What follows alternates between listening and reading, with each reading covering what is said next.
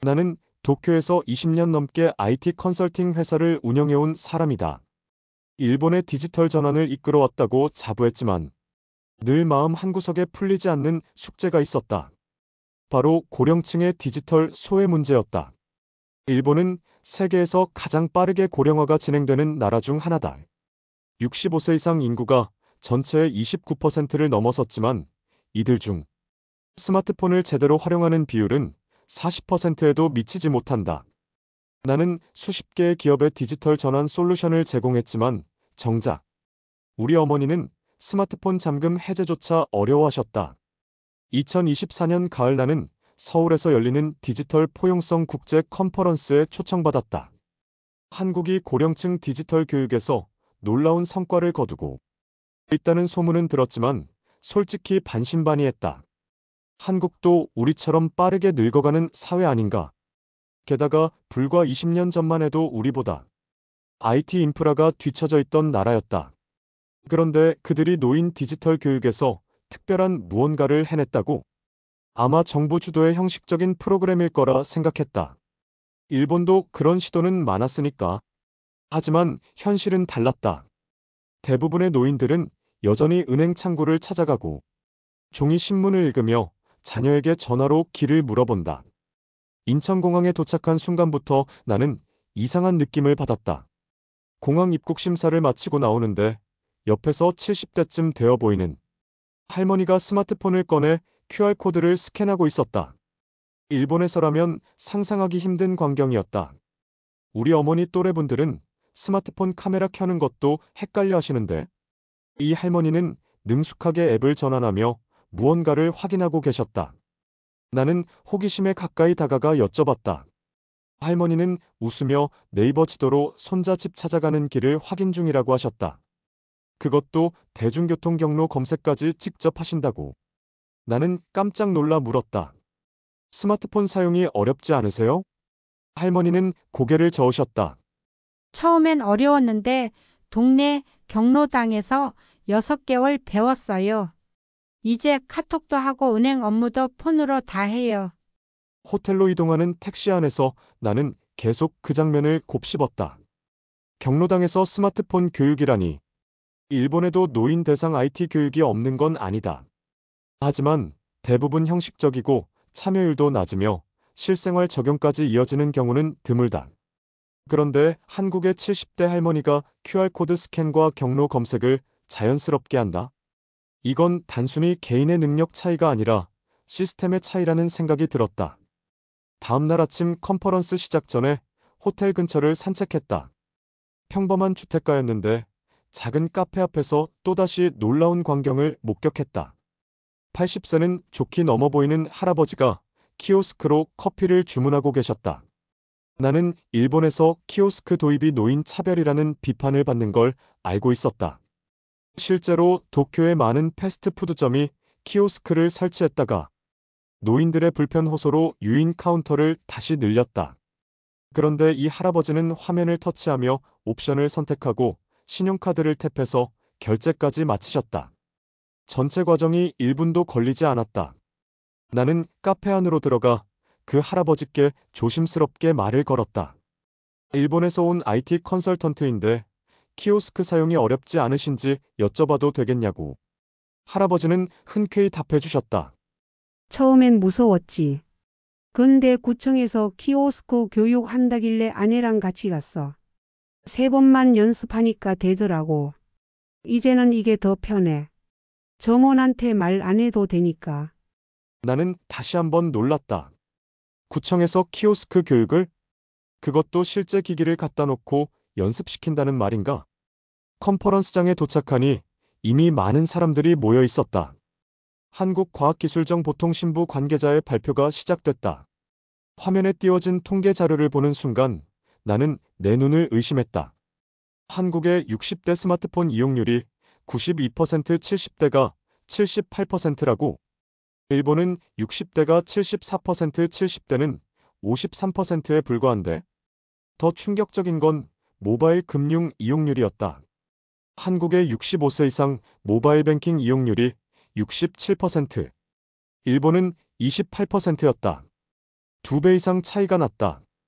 발표자는 이런 성과가 2015년부터 시작된 디지털 배움터 사업 덕분이라고 설명했다. 전국 1만 개 이상의 거점에서 무료로 디지털 교육을 제공한다고 했다.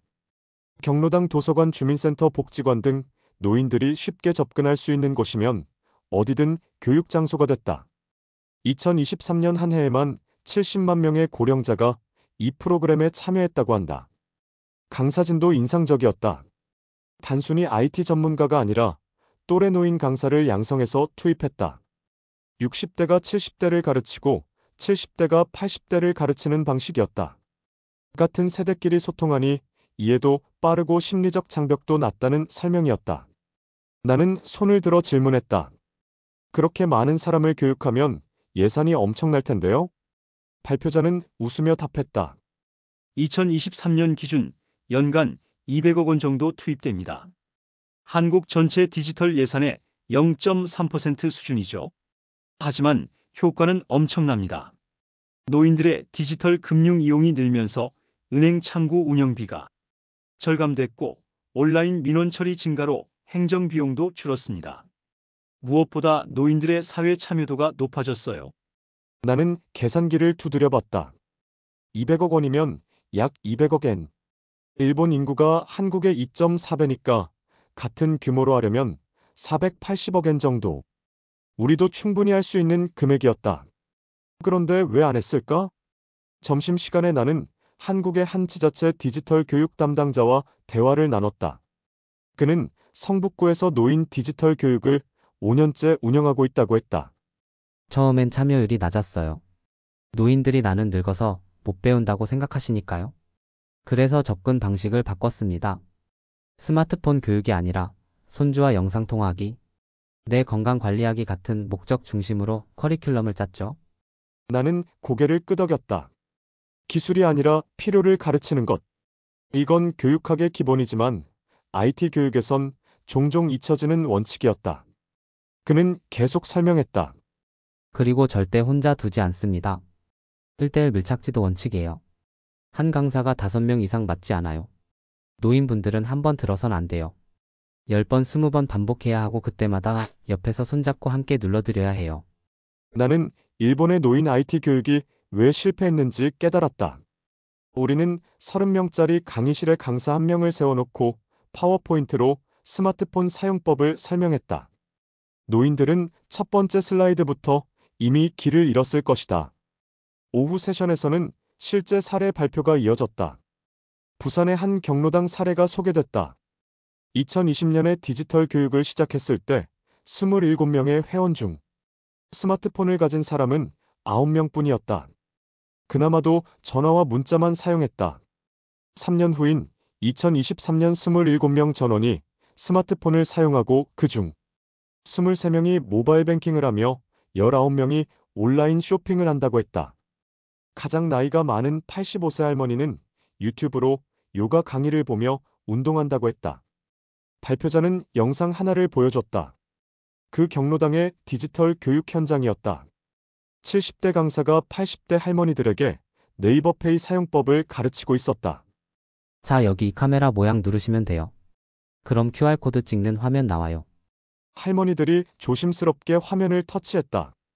누군가 잘못 눌러서 다른 화면이 나오자 강사는 조급해하지 않고 천천히 다시 설명했다.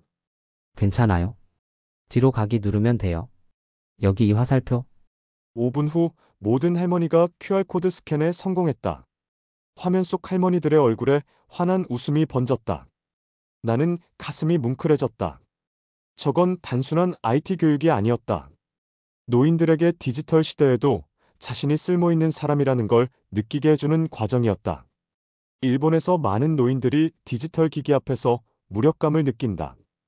은행에 가면 ATM 쓰세요라고 하고 식당에 가면 키오스크로 주문하세요라고 한다. 노인들은 점점 사회에서 밀려난다는 느낌을 받는다. 그런데 한국은 달랐다. 그들은 노인을 배제하는 대신 포함시키는 방법을 선택했다. 저녁에 호텔로 돌아와 일본 본사의 보고서를 작성하면서 나는 오늘 본 것들을 정리했다. 한국의 노인 디지털 교육이 성공한 이유는 3가지였다. 첫째, 접근성. 노인들이 찾아가기 쉬운 곳에 교육장을 만들었다. 둘째 맞춤형 교육. 기술이 아니라 생활 필요를 중심으로 가르쳤다. 셋째 또래 교육.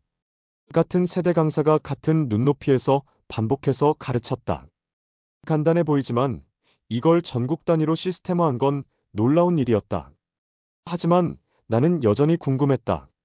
과연 이게 현장에서 정말 작동하는 걸까?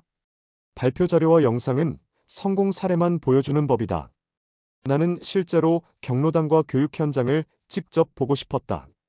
다음날 일정을 확인해 보니 오전에 자유시간이 있었다. 나는 컨퍼런스 주최 측에 부탁해서 서울 시내 경로당 한 곳을 방문할 수 있도록 주선해달라고 요청했다. 그들은 흔쾌히 도와주겠다고 했다.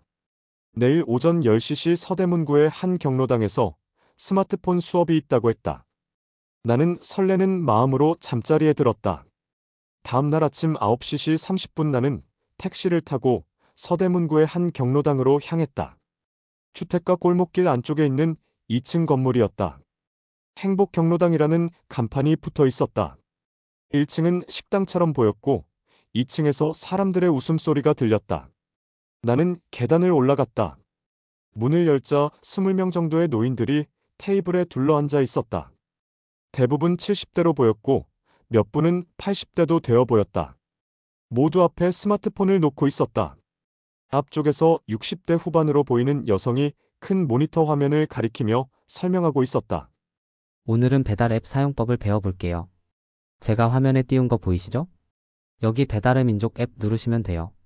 나는 조용히 뒤쪽 의자에 앉았다. 강사는 내 존재를 알아차렸지만 수업을 멈추지 않고 계속 진행했다. 할머니 한 분이 손을 들었다. 선생님, 나는 이 앱이 없는데요. 강사가 다가가서 할머니의 폰을 확인했다. 플레이스토어에서 다운받으셔야 해요.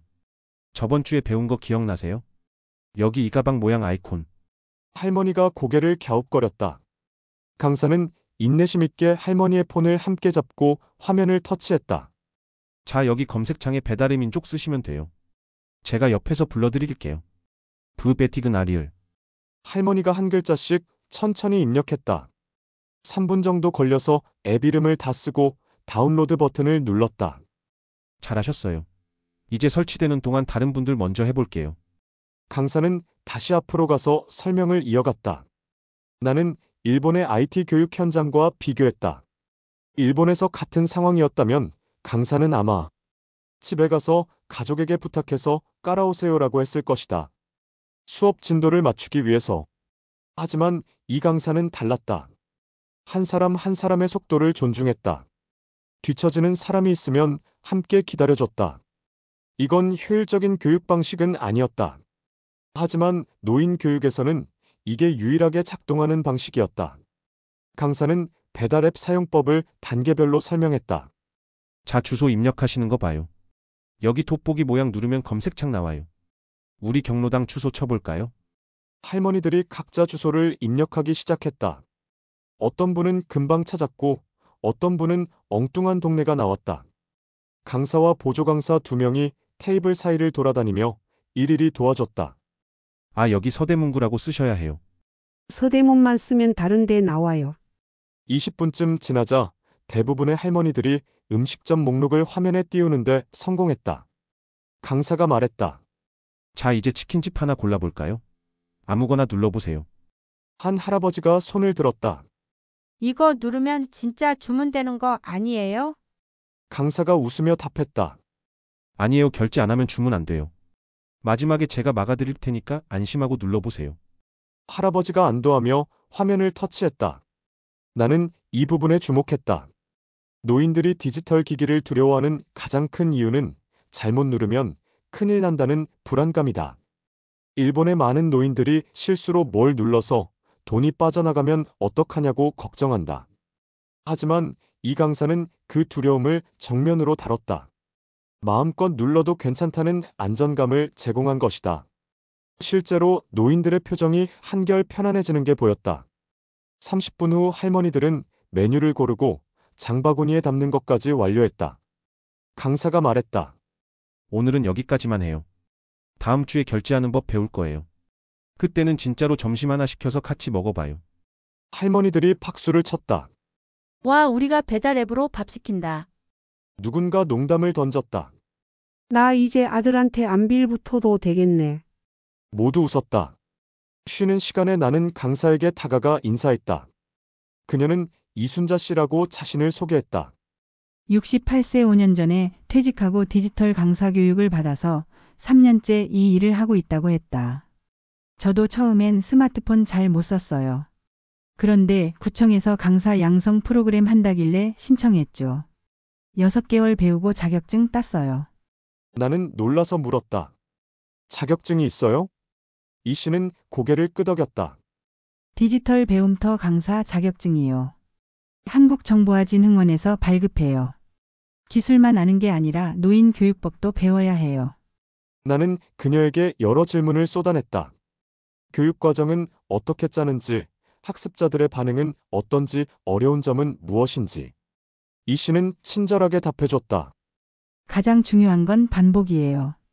같은 내용을 최소 3번은 가르쳐요. 그리고 절대 빨리 가지 않아요. 한 명이라도 못 따라오면 멈추고 기다려요. 나는 물었다. 그럼 진도가 많이 느리지 않나요?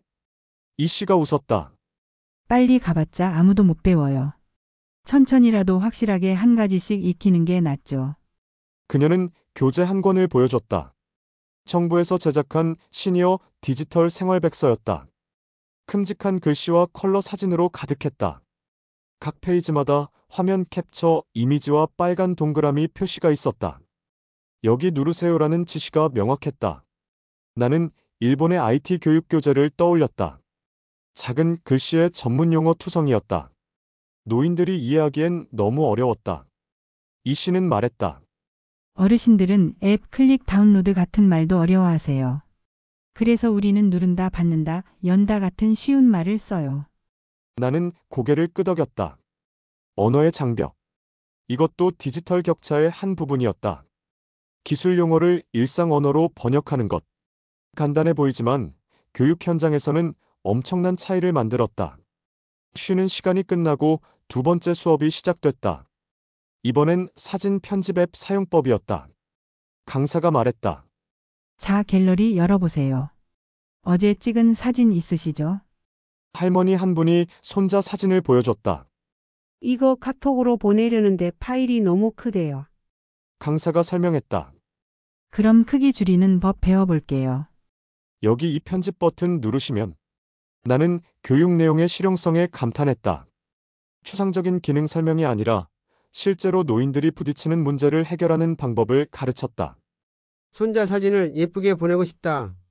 식당 쿠폰을 쓰고 싶다. 버스 시간을 확인하고 싶다. 이런 구체적인 필요에서 출발했다. 그러니 노인들의 집중도가 높았다. 자신에게 당장 필요한 걸 배우고 있다는 걸 알았으니까. 수업이 끝난 후 나는 몇 분의 할머니들과 대화를 나눴다. 73세 박 씨는 3년 전부터 이 수업에 다닌다고 했다. 처음엔 스마트폰 키는 것도 무서웠어요. 근데 여기서 배우니까 재밌더라고요. 이제는 손주들한테 카톡도 먼저 보내요. 그녀는 자랑스럽게 자신의 폰을 보여줬다. 화면에는 손주와 주고받은 메시지가 가득했다. 사진도 있고 음성 메시지도 있었다. 이거 봐요. 이건 손주가 학교에서 그린 그림이에요. 나한테 먼저 보여주려고 사진 찍어 보냈대요. 78세 김 씨는 모바일 뱅킹을 사용한다고 했다. 은행 가기 힘들잖아요. 다리도 아프고. 근데 폰으로 하니까 집에서 다 돼요. 공과금도 내고 손주 용돈도 보내고. 나는 물었다. 보안은 걱정 안 되세요? 김 씨가 웃었다. 처음엔 무서웠죠. 근데 여기서 안전하게 쓰는 법 배웠어요. 이상한 문자 오면 절대 안 누르고 비밀번호도 자주 바꾸고. 나는 한국의 디지털 교육이 단순히 사용법만 가르치는 게 아니라 보안 의식까지 함께 교육한다는 걸 알았다. 경로당을 나오면서 나는 오늘 본 것이 단순한 IT 교육이 아니라는 걸 깨달았다. 이건 노인들의 존엄을 지키는 일이었다. 디지털 시대에 뒤처지지 않고 자녀에게 짐이 되지 않고 스스로 할 수 있다는 자신감을 갖게 하는 것. 일본에서 많은 노인들이 디지털 기기 앞에서 무력감을 느끼며 사회에서 점점 고립된다. 하지만 한국의 노인들은 달랐다. 그들은 배우고 도전하고 성장하고 있었다. 오후에는 서울시 디지털 재단을 방문했다. 그곳에서 키오스크 교육 프로그램을 담당하는 직원을 만났다. 그는 30대 초반의 젊은 남성이었는데 열정이 대단했다. 키오스크가 노인 차별 도구가 되면 안 된다고 생각했어요. 그래서 우리가 먼저 교육 프로그램을 만들었죠. 그는 나를 지하 교육장으로 안내했다. 거기엔 실제 패스트푸드점, 카페 극장에서 쓰는 것과 똑같은 키오스크 기기들이 줄지어 서 있었다. 여기서 실전처럼 연습해요. 맥도날드 키오스크, 스타벅스 키오스크, 영화관 키오스크. 다 똑같은 거예요. 실제로 돈만 안 나가고 전부 작동해요. 나는 입이 떡 벌어졌다. 이 정도 시설을 갖춘 교육장이라니. 그는 설명을 이어갔다. 어르신들 20명씩 모셔서 2시간 교육해요. 처음 30분은 설명하고 나머지 1시간 30분은 직접 눌러보게 해요. 한 명당 최소 10번은 연습하세요. 그는 교육 영상을 보여줬다. 80대 할아버지가 처음엔 화면 앞에서 망설이다가 강사의 도움을 받아 버튼을 누르기 시작했다. 세 번째 시도에서 주문에 성공하자 할아버지의 얼굴에 환한 웃음이 번졌다. 됐다. 옆에서 다른 노인들이 박수를 쳤다. 나는 가슴이 뭉클해졌다. 저 할아버지에게 키오스크는 이제 두려움의 대상이 아니라 정복한 것이었다. 담당자는 말했다. 2022년부터 시작해서 지금까지 1만 5천 명 교육했어요. 만족도가 95%예요. 어르신들이 수료 후에 실제로 매장에서 키오스크 쓰는 비율이 78%고요. 나는 물었다. 일본에선 키오스크가 노인 차별이라는 비판이 많은데 한국은 어떻게 다르게 접근했나요? 그가 답했다. 기술을 거부하는 대신 적응하도록 도왔어요. 그리고 매장에도 협조를 구했죠. 키오스크 옆에 도움 버튼을 의무화하고 직원이 즉시 도와주도록 했어요. 나는 한국의 접근 방식이 포용적이라는 걸 느꼈다. 일본은 키오스크 도입 후 노인들이 불편해하자 다시 유인 카운터를 늘렸다. 기술과 노인 중 하나를 선택한 것이다. 하지만 한국은 둘 다 선택했다. 기술은 유지하되 노인들이 그 기술을 쓸 수 있도록 교육하고 지원했다. 이게 진짜 디지털 포용이었다. 저녁에 나는 혼자 서울 거리를 걸었다. 명동 쪽으로 가는 지하철을 탔다. 지하철 안에서 또 한 번 놀라운 광경을 목격했다. 70대로 보이는 할머니가 스마트폰으로 유튜브를 보고 있었다. 이어폰까지 꽂고 뭔가를 열심히 시청하고 있었다. 나는 슬쩍 화면을 훔쳐봤다. 요리 영상이었다. 백종원의 간단 반찬 만들기 같은 제목이 보였다. 할머니는 중요한 부분에서 일시정지를 누르고 메모 앱을 열어 뭔가를 적었다. 그리고 다시 영상을 재생했다. 일본에서 지하철을 타면 노인들은 대부분 책이나 신문을 보거나 그냥 앉아있다. 스마트폰을 보는 노인은 드물다. 보더라도 자녀가 보내준 사진을 보는 정도다. 하지만 이 할머니는 능동적으로 콘텐츠를 검색하고 필요한 정보를 메모하고 있었다. 이건 단순한 스마트폰 사용이 아니라 디지털 생활이었다. 명동에 내려서 거리를 걷는데 한 카페 앞에서 또 다른 장면을 봤다. 80세쯤 되어 보이는 할아버지가 키오스크로 주문하고 계셨다. 옆에 있던 20대 직원이 다가가 도와드리려 하자 할아버지가 손을 저으며 말했다. 괜찮아요. 나 할 수 있어요. 그리고 정말로 메뉴를 선택하고 옵션을 고르고 카드로 결제까지 완료했다. 직원이 감탄하며 말했다. 어르신 대단하세요. 할아버지가 자랑스럽게 웃었다. 우리 동네 복지관에서 배웠어. 나는 카페에 들어가 커피를 주문하면서 그 직원에게 물었다. 어르신들이 키오스크 많이 쓰세요? 직원이 고개를 끄덕였다. 요즘 많이 늘었어요. 2년 전만 해도 거의 안 쓰셨는데 지금은 절반 정도는 직접 하세요. 가끔 도와드리긴 하지만요. 나는 또 한 번 한국의 변화 속도에 놀랐다. 단 2년 만에 노인들의 키오스크 사용률이 그렇게 올랐다니. 호텔로 돌아와 노트북을 열고 한국의 디지털 격차 해소 정책을 더 깊이 조사했다. 놀라운 통계들이 쏟아졌다. 2020년과 2023년을 비교한 자료였다. 70대 이상 모바일 뱅킹 이용률이 42%에서 67%로 증가.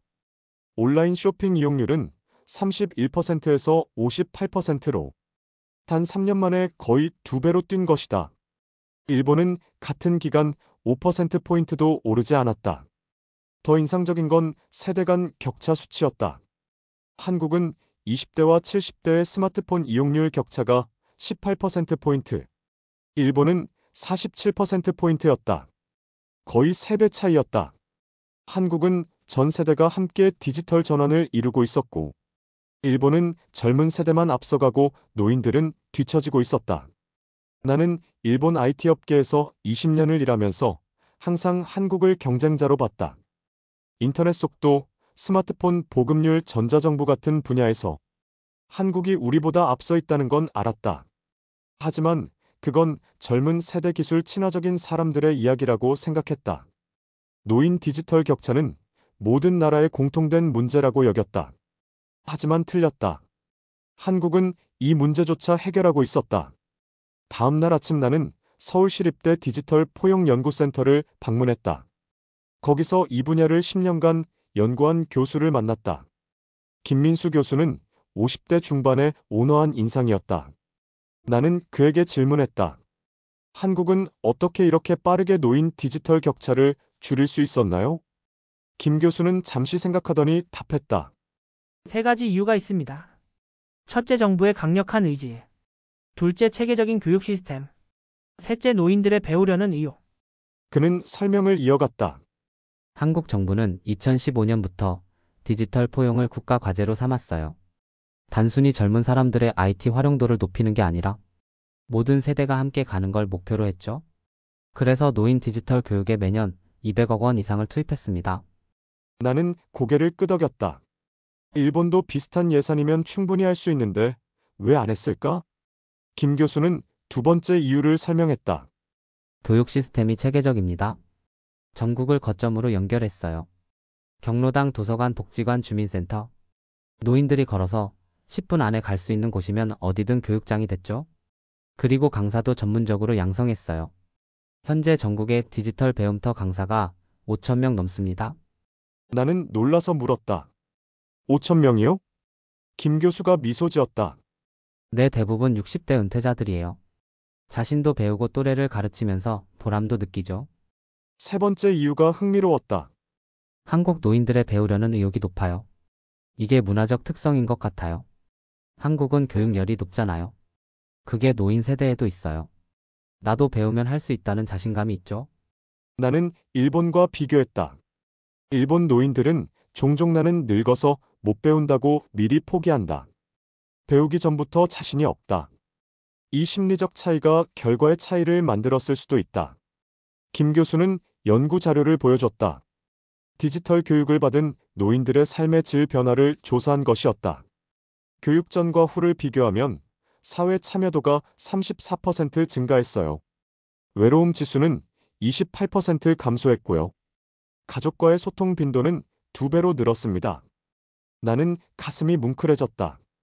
디지털 교육이 단순히 기술을 가르치는 게 아니라 노인들의 삶 자체를 바꾸고 있었다. 오후에는 성동구의 한 복지관을 방문했다. 거기서는 실버 유튜버 양성 과정이 진행되고 있었다. 65세 이상 노인들이 자신의 유튜브 채널을 만들고 운영하는 법을 배우는 프로그램이었다. 나는 처음엔 이게 현실적인지 의심했다. 노인들이 유튜브를 본다는 것도 놀라운데 직접 만든다고? 하지만 현장에 가보니 실제로 일어나고 있었다. 10명의 노인이 각자 스마트폰 거치대 앞에 앉아 있었다. 강사가 말했다. 오늘은 요리 영상 찍어볼 거예요. 어르신들이 평소에 자주 만드는 반찬 하나씩 준비하셨죠? 할머니들이 각자 준비해온 재료를 꺼냈다. 김치찌개, 된장국, 나물무침. 손쉬운 반찬들이었다. 강사가 시범을 보였다. 자, 스마트폰 여기 세워놓고요. 녹화 버튼 누르면 돼요. 그리고 평소처럼 요리하시면 돼요. 설명하면서 하시면 더 좋고요. 한 할머니가 불안해하며 물었다. 말을 잘해야 하나요? 강사가 웃었다. 아니에요. 편하게 하시면 돼요. 실수해도 괜찮아요. 나중에 편집할 수 있어요. 촬영이 시작됐다. 할머니들이 각자의 휴대폰 앞에서 요리를 시작했다. 자, 이제 김치를 넣을 거예요. 김치는 이렇게 송송 썰어서. 어떤 할머니는 카메라를 의식해서 어색했고, 어떤 할머니는 금방 익숙해져서 자연스럽게 설명했다. 20분 후 모든 할머니가 요리를 완성했다. 그리고 강사의 도움을 받아 영상을 확인했다. 와, 이게 내 목소리예요? 한 할머니가 신기해하며 자신의 영상을 봤다. 다른 할머니들도 모여서 함께 봤다. 언니 잘 나왔네. 목소리가 또랑또랑해. 서로 칭찬하고 웃었다. 강사가 말했다. 다음 주엔 편집 배워요. 자막 넣고 음악 넣고 예쁘게 만들어 볼 거예요. 나는 70대 할머니에게 물었다. 유튜브 하려는 이유가 뭐세요? 할머니가 답했다. 손주들이 제 요리를 좋아해요. 근데 멀리 살아서 자주 못 해줘요. 그래서 영상으로 남기면 언제든 볼 수 있잖아요. 나중에 내가 없어도 손주들이 할머니는 이렇게 만들었지 하면서 볼 수 있으니까. 나는 가슴이 뭉클해졌다. 이건 단순한 유튜브 교육이 아니라 세대를 잇는 작업이었다. 강사는 이미 이 과정을 수료하고 실제로 유튜브 채널을 운영하는 노인들의 사례를 보여줬다. 한 할아버지는 70대 목공 일기라는 채널을 운영했다. 직접 만든 나무 의자 테이블 선반을 소개하는 영상이었다. 구독자가 3만 명이었다. 댓글에는 할아버지 손재주 대단해요. 저도 배우고 싶어요.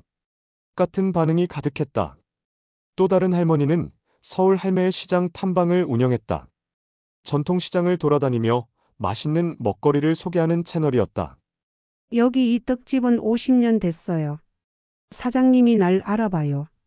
할머니의 구수한 말투와 친근한 모습이 매력적이었다. 구독자 1만 5천 명. 댓글엔 할머니 보면 마음이 편해져요. 우리 할머니 같아요. 같은 말들이 있었다. 나는 감탄했다. 한국은 노인들을 디지털 콘텐츠의 소비자로만 만드는 게 아니라 생산자로 키우고 있었다. 일본에서 노인은 대부분 수동적인 존재다. TV를 보고 젊은 사람이 만든 콘텐츠를 소비한다. 하지만 한국의 노인들은 달랐다. 자신의 이야기를 직접 만들고 세상에 공유하고 반응을 받으며 보람을 느꼈다. 복지관을 나오면서 나는 복지관 관장과 대화를 나눴다. 그는 60대 초반의 사회복지사였다. 이 프로그램 시작한 게 2년 전이에요. 처음엔 반응이 미지근했죠. 우리가 무슨 유튜브를 해라는 반응이었어요. 근데 한 분, 두 분 시작하고 구독자가 생기고 댓글이 달리니까 입소문이 났어요. 지금은 대기자가 10명이에요. 나는 물었다. 어르신들이 디지털 기술을 배우면서 가장 크게 변한 게 뭔가요? 관장이 잠시 생각하더니 답했다. 자신감이요. 예전엔 나는 늙어서 쓸모없다고 생각하시던 분들이 이제는 나도 할 수 있다고 생각하세요. 유튜브에 댓글 달리면 너무 좋아하세요. 나를 봐주는 사람이 있구나 하면서요. 나는 고개를 끄덕였다. 디지털 기술이 노인들에게 준 건 편리함만이 아니라 존재감이었다. 저녁에 나는 한국 IT 업계 종사자 몇 명과 저녁 식사를 했다. 그들에게 물었다. 노인 디지털 교육에 IT 기업들도 참여하나요? 한 스타트업 대표가 답했다. 네, 많이 참여해요. 우리 회사도 경로당에 태블릿 기부하고 직원들이 자원봉사로 교육 도와요. 기업 이미지에도 좋고 실제로 노인 사용자 피드백을 받을 수 있어서 제품 개발에도 도움이 돼요. 또 다른 개발자가 덧붙였다. 요즘 앱 개발할 때 노인 접근성을 필수로 고려해요. 글자 크기 조절, 음성 안내, 간편한 UI. 이런 게 기본이 됐어요. 정부에서도 디지털 접근성 인증 제도를 만들어서 노인 친화적인 앱에 인증 마크를 줘요. 나는 일본과 비교했다. 일본의 많은 앱은 여전히 복잡하고 작은 글씨에 노인들이 쓰기 어렵게 설계돼 있다. 식사 후 호텔로 돌아오는 택시 안에서 나는 창밖을 보며 생각에 잠겼다. 서울의 밤거리는 네온사인으로 화려했다. 젊은 사람들이 스마트폰을 보며 걷고 카페에서 노트북을 두드리고 전광판에서 광고가 흘러나왔다. 하지만 그 사이사이에 노인들도 보였다. 스마트폰으로 지도를 보는 할아버지, 키오스크로 지하철표를 끊는 할머니 카페에서 태블릿으로 신문을 보는 노부부. 그들은 이 디지털 도시에서 소외되지 않고 함께 살아가고 있었다. 마지막 날 아침 나는 경기도 수원의 한 평생교육원을 방문했다. 거기서는 디지털 금융 안전 교육이 진행되고 있었다. 최근 노인 대상 보이스피싱이 증가하면서 디지털 금융을 안전하게 사용하는 법을 가르치는 프로그램이었다. 강의실에는 30명 정도의 노인이 앉아 있었다. 강사는 40대 여성으로 전직은행원이라고 자신을 소개했다. 오늘은 문자 메시지로 오는 피싱을 구별하는 법을 배워요. 강사가 화면에 예시 문자를 띄웠다. 국세청입니다. 환급금 100만 원이 있습니다. 아래 링크를 눌러 계좌를 등록하세요. 한 할아버지가 손을 들었다. 이게 가짜예요. 진짜 같은데요. 강사가 설명했다. 국세청은 절대 문자로 환급금 안내 안 해요. 무조건 우편으로 옵니다. 그리고 링크 누르라고 하는 건 100% 사기예요. 강사는 몇 가지 피싱 문자 사례를 더 보여줬다. 택배가 도착했습니다. 확인하세요. 자녀가 사고 났습니다. 긴급 송금 필요 카드 정지됐습니다. 재등록 필요. 노인들이 고개를 끄덕이며 메모했다. 이런 문자 오면 절대 링크 누르지 마세요. 전화번호 검색해서 직접 전화하세요. 아니면 자녀한테 먼저 물어보세요. 나는 이 교육의 중요성을 깨달았다. 디지털 기기 사용법만 가르치고 보안 교육을 안 하면 오히려 노인들을 위험에 빠뜨릴 수 있다. 일본에서 노인 대상 디지털 금융 사기가 증가하는 이유 중 하나가 이것이다. 스마트폰은 쓸 줄 알지만 위험을 구별할 줄 모른다. 한국은 이 부분까지 체계적으로 교육하고 있었다. 수업 후반부에는 실습 시간이 있었다. 강사가 일부러 피싱 문자를 만들어서 노인들의 폰으로 보냈다. 자, 지금 문자 받으셨죠? 이게 진짜인지 가짜인지 판단해 보세요. 노인들이 각자 문자를 확인하고 손을 들어 답했다. 가짜요. 링크가 있어요. 가짜요. 전화번호가 이상해요. 강사가 웃으며 칭찬했다. 정답입니다. 이제 진짜 피싱 문자와도 안 속으시겠네요. 한 할머니가 질문했다. 근데 선생님 만약 실수로 링크 눌러버리면 어떻게 해요? 강사가 침착하게 답했다. 당황하지 말고 바로 은행에 전화해서 카드 정지하세요. 그리고 경찰에 신고하고요. 빨리 하면 피해 막을 수 있어요. 여기 비상연락처 목록 드릴게요. 폰에 저장하세요. 강사는 준비된 종이를 나눠줬다. 은행 고객센터 경찰청 사이버범죄 신고 금융감독원 번호가 적혀 있었다. 나는 이 교육이 단순히 겁을 주는 게 아니라 실질적인 대응 방법을 알려준다는 점이 인상적이었다. 일본의 많은 노인 대상 보안 교육은 조심하세요, 의심하세요라는 추상적인 경고로 끝난다. 하지만 이 교육은 구체적이었다. 어떤 문자가 위험한지 어떻게 구별하는지, 만약 실수하면 어떻게 대응하는지까지 알려줬다. 교육이 끝나고 나는 몇 분의 노인과 대화를 나눴다. 76세 이 씨는 작년에 피싱 문자를 받았다고 했다. 손주가 사고 났다고 해서 깜짝 놀랐죠. 근데 여기서 배운 대로 일단 손주한테 직접 전화했어요. 멀쩡하더라고요. 그제야 사기인 걸 알았죠. 그는 이 교육 덕분에 피해를 막았다고 고마워했다. 72세 박 씨는 모바일 뱅킹을 쓰기 시작한 지 1년 됐다고 했다. 처음엔 무서웠어요. 돈 다 날아가면 어쩌나 싶어서. 근데 여기서 안전하게 쓰는 법 배우니까 안심이 돼요. 이제는 편하게 써요. 은행 안 가도 되니까 좋아요. 나는 물었다. 주변에도 추천하세요? 박 씨가 웃었다. 당연하죠. 친구들한테 다 알려줬어요. 같이 수업 들으러 오자고. 평생교육원 원장과 대화를 나누며 나는 한국의 디지털 교육이 얼마나 세밀하게 설계됐는지 알게 됐다. 우리는 3단계 커리큘럼을 운영해요. 1단계는 기초사용법, 2단계는 실생활 적용, 3단계는 안전교육이에요.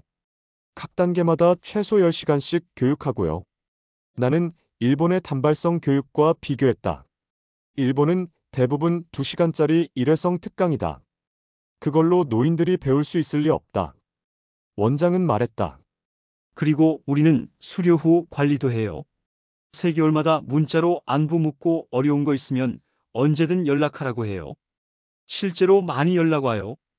이 앱이 갑자기 안 돼요. 비밀번호 잊어버렸어요. 이런 거요. 우리가 전화로 안내해드리거나 심하면 직접 찾아가기도 해요. 나는 감탄했다. 이건 단순한 교육 프로그램이 아니라 지속적인 지원 시스템이었다. 오후에는 컨퍼런스 마지막 세션에 참석했다. 여러 나라의 사례 발표가 있었다. 독일, 프랑스, 싱가포르. 모두 노인 디지털 격차 문제를 다루고 있었다. 하지만 한국만큼 체계적이고 성공적인 사례는 없었다. 독일은 예산이 부족했고, 프랑스는 참여율이 낮았고, 싱가포르는 도시에만 집중돼서 지방이 소외됐다. 마지막 순서로 한국의 성공 요인을 분석하는 패널 토론이 있었다. 한 패널이 말했다. 한국의 성공은 정부, 지자체, 민간, 시민사회가 모두 협력한 결과예요. 정부는 예산과 정책을 제공하고 지자체는 현장을 운영하고 민간 기업은 기술과 기기를 지원하고 시민 강사들이 직접 가르쳤죠. 이 네 주체가 하나로 움직였어요. 또 다른 패널이 덧붙였다. 그리고 한국 사회의 집단주의 문화도 도움이 됐어요. 경로당 같은 공동체 문화가 살아있어서 노인들이 함께 모여서 배우는 게 자연스러웠죠. 개인주의 문화에서는 이게 쉽지 않아요. 나는 고개를 끄덕였다. 일본도 과거엔 공동체 문화가 강했지만 지금은 많이 약해졌다. 노인들이 혼자 지내는 경우가 많다. 컨퍼런스가 끝나고 나는 호텔로 돌아와 짐을 쌌다. 내일 아침 일본으로 돌아가야 했다. 하지만 머릿속은 지난 며칠간 본 것들로 가득했다. 70대 할머니의 네이버페이, 80대 할아버지의 키오스크 주문 경로당이, 스마트폰 수업 복지관의 유튜버 교육 평생교육원의 보안 강의. 모든 장면이 생생했다. 나는 노트북을 열어 보고서를 작성하기 시작했다. 제목은 한국의 노인 디지털 포용 정책 - 일본이 배워야 할 것들이었다. 나는 한국에서 본 것을 체계적으로 정리했다. 정책적 접근, 교육 방법론, 강사 양성 시스템, 안전 교육 사후 관리. 각 부분마다 구체적인 사례와 수치를 넣었다. 보고서를 쓰면서 나는 일본이 왜 이 문제를 해결하지 못했는지 깨달았다. 우리는 노인 디지털 격차를 어쩔 수 없는 현상으로 받아들였다. 노인은 원래 기술에 약하다고 배우기 어려워한다고 그러니 그들을 위한 별도의 서비스 요인, 창구종이 양식 등을 유지하면 된다고 생각했다. 하지만 한국은 달랐다. 그들은 이 문제를 해결해야 할 과제로 봤다. 노인도 배울 수 있다고 적절한 교육만 있으면 된다고 믿었다. 그 믿음이 정책이 됐고 시스템이 됐고 결과를 만들었다. 나는 보고서 마지막 부분에 제안 사항을 적었다. 첫째, 일본도 국가 차원의 노인 디지털 교육 계획을 수립해야 한다. 둘째, 전국 단위의 교육 거점 네트워크를 만들어야 한다. 셋째, 또래 강사 양성 프로그램을 시작해야 한다. 넷째, 단순한 사용법 교육이 아니라 안전 교육까지 포함해야 한다. 다섯째, 수료 후 지속적인 지원 시스템을 구축해야 한다. 보고서를 다 쓰고 나니 밤 11시가 넘었다. 나는 창밖을 봤다. 서울의 야경이 아름다웠다. 불 켜진 건물들, 움직이는 차들, 반짝이는 간판들. 이 도시는 쉬지 않고 움직였다. 그리고 그 속에서 모든 세대가 함께 움직이고 있었다. 젊은이만이 아니라 노인도. 나는 일본으로 돌아가면 할 일이 많다는 걸 알았다. 회사 경영진을 설득해야 하고, 정부 관계자를 만나야 하고, 동료 IT 전문가들과 논의해야 했다. 한국에서 본 것을 일본에 전파하고 작은 변화라도 만들어야 했다. 쉽지 않을 것이다. 일본은 변화가 느린 나라니까. 하지만 해야 한다. 우리 어머니 같은 분들이 디지털 시대에 소외되지 않도록. 잠자리에 들기 전 나는 어머니께 영상 통화를 걸었다. 화면에 어머니의 얼굴이 나타났다. 야, 한국은 어때? 나는 웃으며 답했다. 엄마, 한국 할머니들은 스마트폰으로 주식도 하고 유튜브도 만들어요. 엄마도 배우면 할 수 있어요. 어머니가 의아해하셨다. 나는 늙어서 안 돼. 나는 고개를 저었다. 아니에요. 한국에서 80세 할머니도 배우던데요. 엄마는 73세잖아요. 내가 돌아가면 같이 배워요. 어머니가 잠시 망설이시더니 물으셨다. 진짜 내가 할 수 있을까? 나는 확신에 찬 목소리로 답했다. 할 수 있어요. 엄마는 똑똑하시잖아요. 그리고 내가 한국 강사들처럼 천천히 가르쳐 드릴게요. 손잡고 같이 누르면서 어머니가 미소 지으셨다. 그래, 그럼 해보자. 나는 가슴이 뭉클해졌다. 이게 시작이었다. 한국에서 본 변화를 일본에서도 만들어가는 시작. 통화를 끊고 나는 다시 창밖을 봤다. 서울의 밤은 여전히 밝았다. 그 빛 속에 모든 세대가 함께 있었다. 디지털로 연결되고 배우고 성장하는 모습이. 나는 일본도 언젠가 그렇게 되길 바랐다. 그리고 내가 그 변화의 작은 씨앗이 되길. 다음 날 아침 나는 인천공항으로 향하는 리무진 버스에 올랐다. 버스 안에서도 나는 주변을 관찰했다. 옆자리에 70대로 보이는 할아버지가 앉으셨다. 그분은 태블릿으로 신문을 읽고 계셨다. 화면을 확대하고 기사를 넘기고 관심 있는 부분을 스크랩하는 모습이 능숙했다. 나는 감히 말을 걸었다. 태블릿 사용 잘하시네요. 할아버지가 웃으셨다. 3년 전에 배웠어요. 이제는 종이 신문보다 편해요. 글자도 크게 할 수 있고. 공항에 도착해서 체크인하는데 또 한 번 놀라운 장면을 봤다. 셀프 체크인 키오스크 앞에서 80세는 좋게 넘어 보이는 할머니가 혼자서 수속을 밟고 계셨다. 여권을 스캔하고 좌석을 선택하고 탑승권을 출력하는 전 과정을 직접 하셨다. 옆에서 직원이 지켜보다가 물었다. 도와드릴까요? 할머니가 손을 저으며 답하셨다. 괜찮아요, 나 할 수 있어요. 이거 3번째예요. 직원이 감탄하며 엄지를 치켜 세웠다. 나는 탑승 게이트로 가는 길에 공항 곳곳을 둘러봤다. 면세점, 식당, 카페. 거의 모든 곳에 키오스크가 있었다. 그리고 놀랍게도 노인들이 큰 어려움 없이 사용하고 있었다. 물론 가끔 헤매는 분도 계셨지만 직원들이 즉시 다가가 도와드렸다. 한국은 기술 도입과 인간적 배려를 동시에 실현하고 있었다. 비행기에 오르기 전 나는 게이트 근처 카페에서 커피를 마시며 마지막으로 한국에서 받은 인상들을 정리했다. 이번 방문에서 가장 크게 깨달은 것은 디지털 격차 해소는 기술 문제가 아니라 의지와 시스템의 문제라는 점이었다.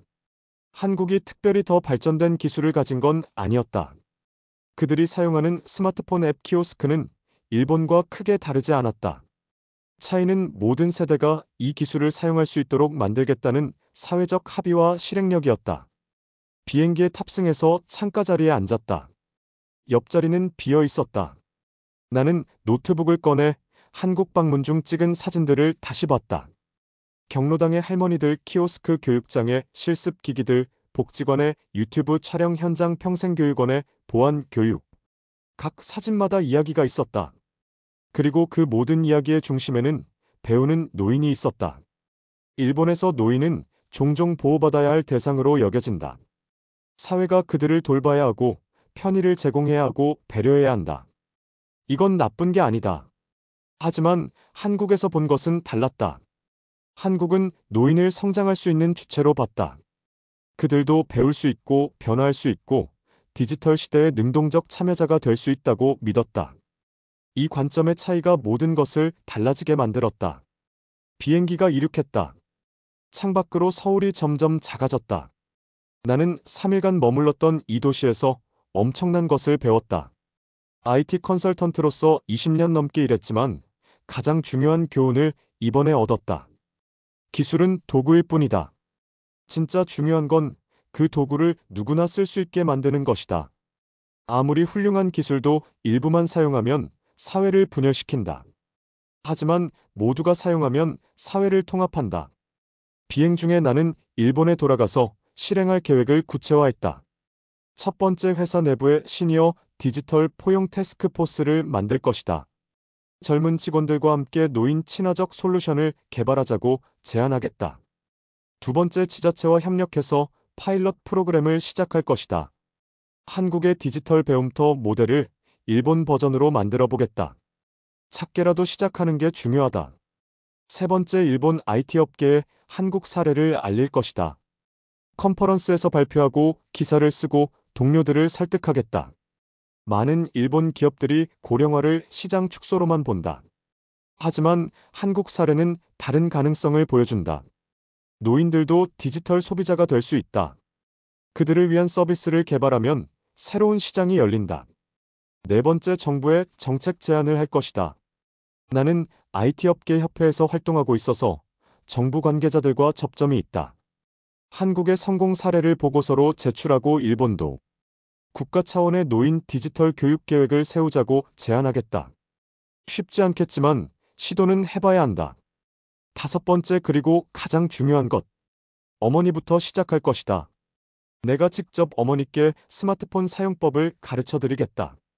한국 강사들처럼 인내심을 갖고 천천히 반복해서 어머니가 카카오톡으로 손주들과 대화하고 모바일 뱅킹으로 편하게 금융 업무를 보고 유튜브로 좋아하는 영상을 보실 수 있도록. 작은 시작이지만 이게 진짜 변화의 시작이다. 2시간 후 비행기가 나리타 공항에 착륙했다. 일본에 돌아왔다. 입국 심사를 마치고 나오는데 공항 안내판 앞에서 70대 부부가 헤매고 있었다. 남편이 아내에게 말했다. 전철 타는 곳이 어디지? 직원한테 물어보자. 나는 그들에게 다가가 도와드렸다. 전철역은 저쪽이에요. 안내판에 나와 있어요. 할아버지가 고개를 저으셨다. 이 복잡한 걸 어떻게 알아? 우린 늙어서 안 돼. 나는 마음이 아팠다. 불과 몇 시간 전 한국에서 본 노인들과 너무 대조적이었다. 한국의 노인들은 나도 할 수 있다고 했는데 일본의 노인들은 나는 늙어서 안 된다고 한다. 이 차이를 만든 건 개인의 능력이 아니라 사회 시스템이었다. 한국은 노인들에게 배울 기회를 주고 자신감을 심어줬다. 일본은 그러지 못했다. 집으로 가는 전철 안에서 나는 주변을 둘러봤다.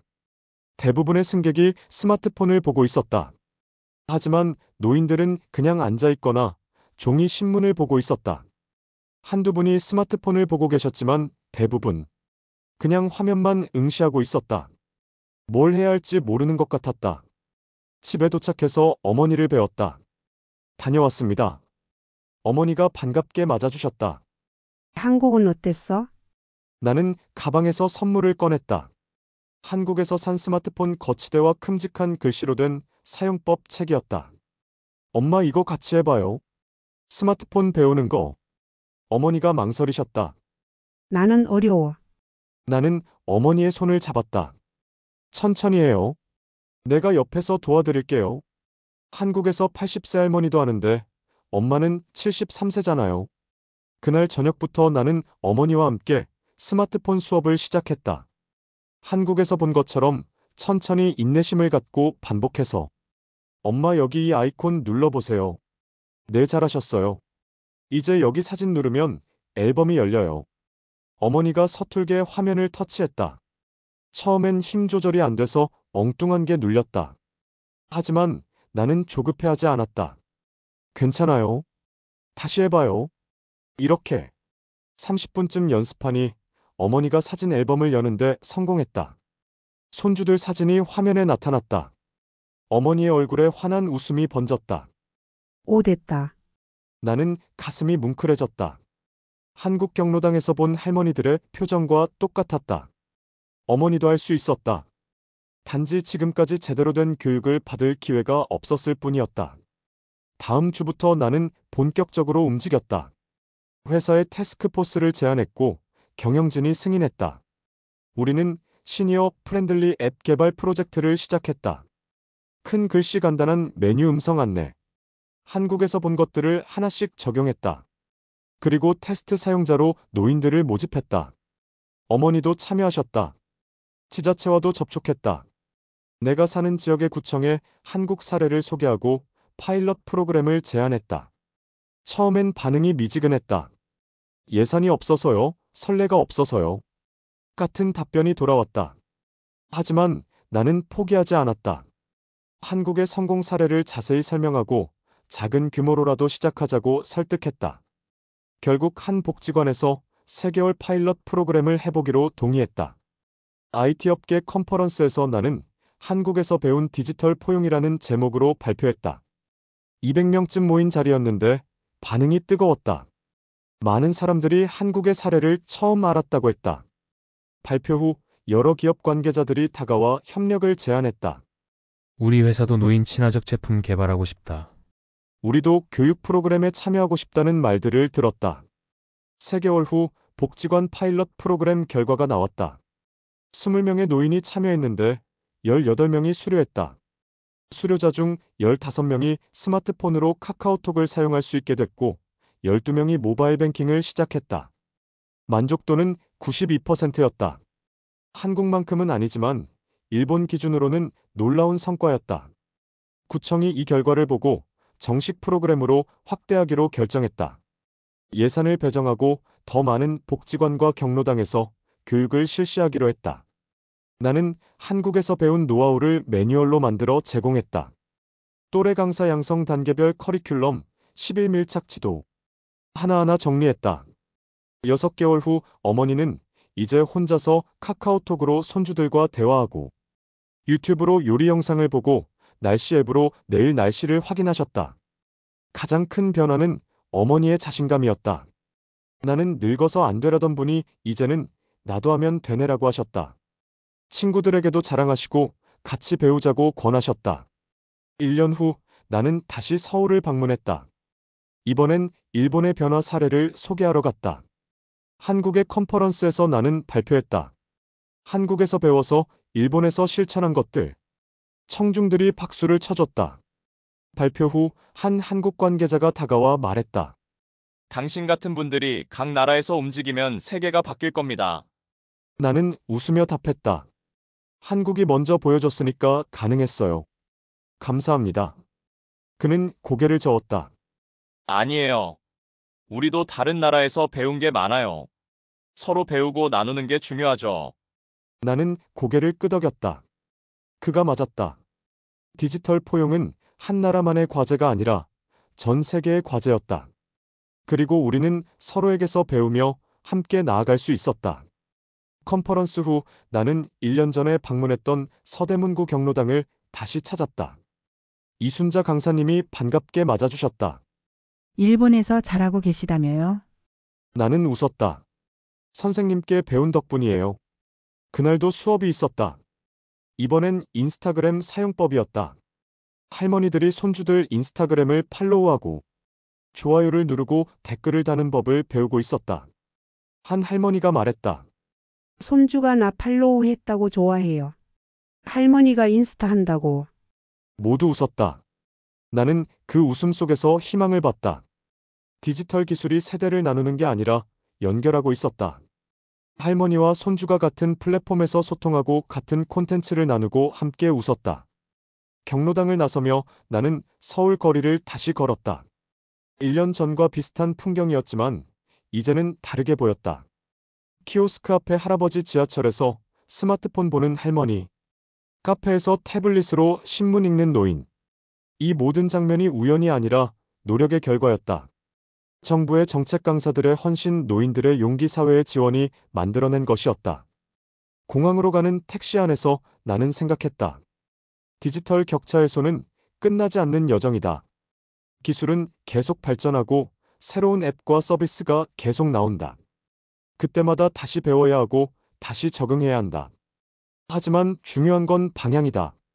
기술이 일부를 위한 것이 아니라 모두를 위한 것이 되도록, 누구도 뒤처지지 않도록 함께 가는 것. 비행기에 오르며 나는 한국에 감사했다. 이 나라는 내게 중요한 교훈을 줬다. 불가능해 보이는 것도 의지와 시스템이 있으면 가능하다는 것. 노인도 배울 수 있고 변화할 수 있고 디지털 시대의 주인공이 될 수 있다는 것. 그리고 그 변화는 작은 시도에서 시작된다는 것. 일본으로 돌아가는 비행기 안에서 나는 어머니께 문자를 보냈다. 엄마 곧 도착해요. 내일 또 같이 스마트폰 공부해요. 이번엔 인스타그램 배워볼까요? 잠시 후 어머니의 답장이 왔다. 이모티콘과 함께. 좋아요 기다릴게요. 나는 웃음이 났다. 1년 전만 해도 문자 보내기도 어려워하시던 어머니가 이제는 이모티콘까지 쓰신다. 변화는 이미 시작됐다. 그리고 계속될 것이다. 오늘 사연은 여기까지입니다. 다음에 더 좋은 사연으로 찾아뵙겠습니다. 구독과 좋아요는 저에게 많은 힘이 됩니다. 감사합니다.